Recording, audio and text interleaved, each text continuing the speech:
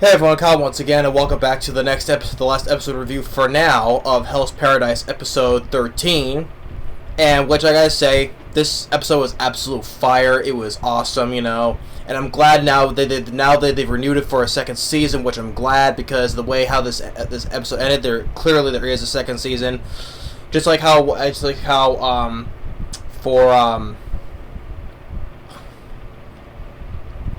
for Oshinoko, a second season is coming out, which I'm really glad for. So I'm glad that Hell's Paradise is getting second season as well. So, but other than that, though, how with this episode, it was absolutely awesome. 10 out of 10 once again. This whole series has been. But one thing I gotta say though, it probably did is the bait and gotcha. How what I said about that Senta died at the end because of what he did. The self-sacrifice all the flowers out of his head, right? Turns out he was still alive. He was still alive, really enough. So it was like, oh, I gotcha right there, But he was still alive. Like, they took all the flowers out of his head. But the thing is, though, he has like no eyes now, so he's blind. He's all blind now. And but at the last second, they were saved just before they were gonna die. At the end of the episode, the blind master Shino is Shionen, I think Shionen, yeah.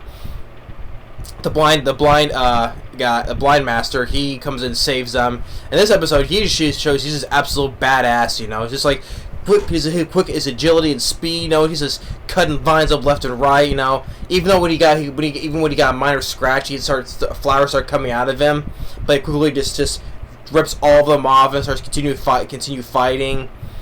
I mean, this guy Shionen.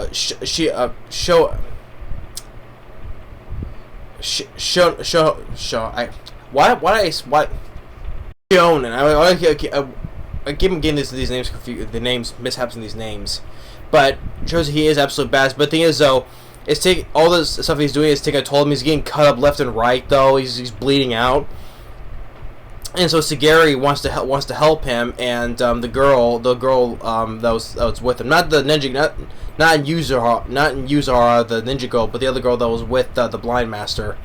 So they want to help, but Yuzura is exhausted. She has nothing left, so she's got to sit behind and watch them. Now, before she gives them that slime stuff that she used to power herself, she gives it to them to help them, and even where the little girl starts hugging them. We think, okay, you just hug them to make it feel better, but really, she hugs Sagiri to transfer a little bit of that energy to her, and so, and when they start fighting together and trying to figure out how to kill this thing, like showing where it's weak. Sagiri's telling the Shonen its weakness, right, and. It was just the animation, the action in this was very well done. I really enjoyed it, especially our guy Shonen. I keep mess up his name again, but he's just cutting left and right. His absolute speed and agility just shows he's absolute badass, and up until the point where they finally trying to find where the weakness is, because he wants to. Well, Sagiri and the girl stay in front to distract them. And while he goes behind and tries to get the weakness, and he thinks where Sagiri told him, but actually no, Senta, who is actually still alive, enough to tell them where the weakness is actually the center of the flower is, because you see a flashback where he's studying flowers, and the center of the flower is his weakness. And so when he cuts it open, you see a bunch of all these faces in there, but actually it gets cut, and actually. That's what actually finally kills this thing, and we see like that Tenzin head we saw before is 1,000 years. Thanks him for that, and finally that one creature is one Tenzin you can say is dead now. So there's 7, so there's 6 more to go though still now, but finally they managed to kill that one creature. But look at how much time and effort and all this energy they had to do just to kill this one being. Crazy. So after all that, they're clearly exhausted now, and now the Sentai is dying moments, and Yuzura the ninja girl, comforting him, holding him, saying, "Hey, don't you keep lying to yourself. Think of who you wanna, like a family member or a pet. Who you hold most, who you love the most, basically."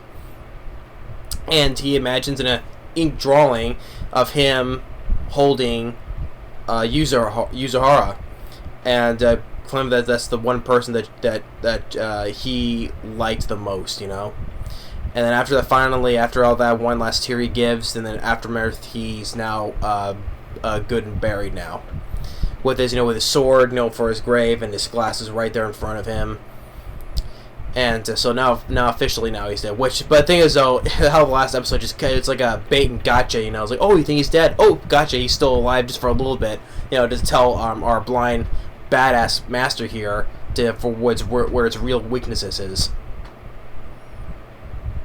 So they move on to this other part of the structure where they can find rest and like a change of clothing, and then Sagari's talking about with Gabimaru, and how they explain how the whole thing is, this whole elixir of life is a phony, but there has to be something, right? And the whole thing how they explain with Gabimaru, how to say it's like this whole thing is an illusion tactic, because him being raised by a group of killers, being who he was. But now, like, Yuzuhara was explaining how they use this tactic, to delusion themselves, like how they mentioned before, how that one guy, there's one guy who stabbed himself through the head to prove he's immortal, but that could be like a fake thing.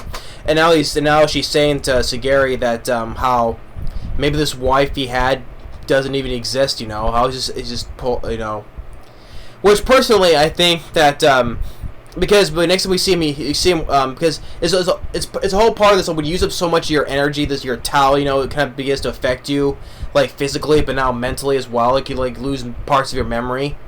Because we see Gabimaru wakes up, and all the rest of the people he's with, like May, the Master Swordsman, and the other the executioner guy, I forgot his name though, but they're in a cave, right? And he's like, where am I, and who am I, whatever. I need to figure out who or where I am, And we see, like, maybe because as usual I was explaining, maybe the wife he has doesn't exist, and you see, like, and like Sagari doesn't want to accept that because otherwise she's seen signs that him crying and what he's been fighting for him to go doing this to go back home to his wife, I think his wife does exist. I don't think she's not an illusion.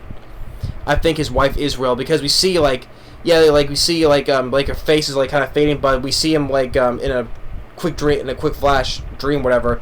We see like his wife touching his hand, then before disappearing. So I do reason to believe that she is alive. I don't think she's not an illusion or all, because maybe because he used so much of his Tao energy that it affects his memory though. But I don't think she's not. I do think she's real, not an illusion. Because otherwise, what he's been fighting for, like being more human, and the reason why he's fighting for her to do this for him to get back home to his wife. I mean, I don't think if he did that would really piss me off. Because this character arc of Gabimaru been for nothing, I would say. So I do really reason to believe that she is real. Still, I do think she is, and not an illusion. What Yuzuhara is saying. So yeah. And then how we do quickly see a split second of the two brothers, the thief and the executioner, the two brothers. They're the older brother, the thief, which now has those violent tattoos, because how he used all the energy, how it's affecting him too. But he's using that one guy that he just completely demolished. He's holding him by his, because the guy has no lower body now. He's just holding him by his upper body, is pointing him to where the direction they need to go to this place, probably where Sagari and the others are at. So there's like Sagari's just sitting there, thinking like how that's, because even Shohan, the guy, the blind master. I'll eventually get his name right, okay? But he said, he's thinking because he sees her thinking about Gabby Marley. He's like, "Oh, do you love?" And he's like, "No." She's like, "No, not at all. I don't. No, that's not that at all." So she's just really concerned about Gabby Morrow. And then by the time after the credits, we have a little scene back on the mainland with these higher up people telling these two more of these executioner type guys, and we see one guy kind of like a similar face. I forget though, but kind of looks like somebody that I've seen from the show though. But they're talking about these hires are talking to them, and I'm not sure what's going on there though. But anyway, but second season 2 is going to be on the way. Very sure why I think it was like 13. I think I got, because when I did my manga update, I think I got the 13th. I think the 13th volume.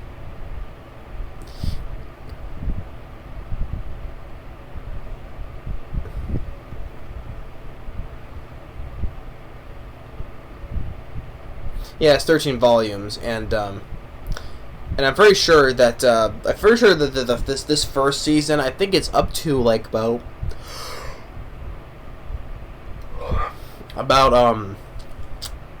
for the 4th or the 5th volume, I believe.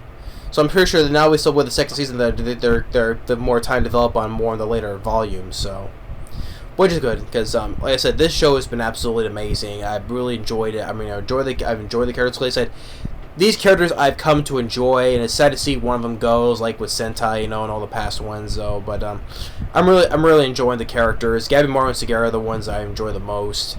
But I like the other ones, from the two brothers, the swordsman master, even the blind master Shohan. He was absolute badass as well, and just like the whole thing on like it became like Attack on Titan in a way with the giants, and. This shows that this Hell's Paradise is like, it looks can be deceiving. Just everything about the whole mystery of this whole village of over 1,000 years and the Tensen. I'm looking forward to how season 2 will come eventually. So, but anyway, episode 13, regardless, was absolutely great, and I give this whole first season an absolute thumbs up, 10 out of 10. So, I'm really looking forward. To second season, like with season 2 of Ocean Okome. Looking forward to that, and. I am looking forward to, and so after this now that anime month is over, and but I'll still continue with the Steven Seagal movies if I can. I do have a couple other movie reviews I'm going to be doing, which is going to be coming up, and continue with the Steven Seagal movies, and which honestly I don't want to go. I really don't want to, but I have to since I started the whole thing, so I have to continue on now. And then I'll be started because I've looked at the list of upcoming new shows. New anime series I'll be watching, and hopefully we'll continue on from there. So I'll be looking forward to like the new upcoming new series I'll be reviewing. Maybe I'll start review 2, maybe 3. Since I got through 3 of these during the spring here, maybe I can go through 3. Maybe it depends on what my schedule is. So. But who knows? I'll try to cover 3, maybe if not 2 though. But we'll see on that though. But anyway, regardless though, the finale episode of episode 13 of Hell's Paradise, really great, awesome. As well for the first season as a whole, I really loved it. So I'm looking forward to Hell's Paradise season 2, and along with Ocean Okome season 2. So anyway, thanks for watching, and we'll stay tuned for more upcoming new series reviews, and then more movie reviews and other stuff. Alright, see you next time. Later.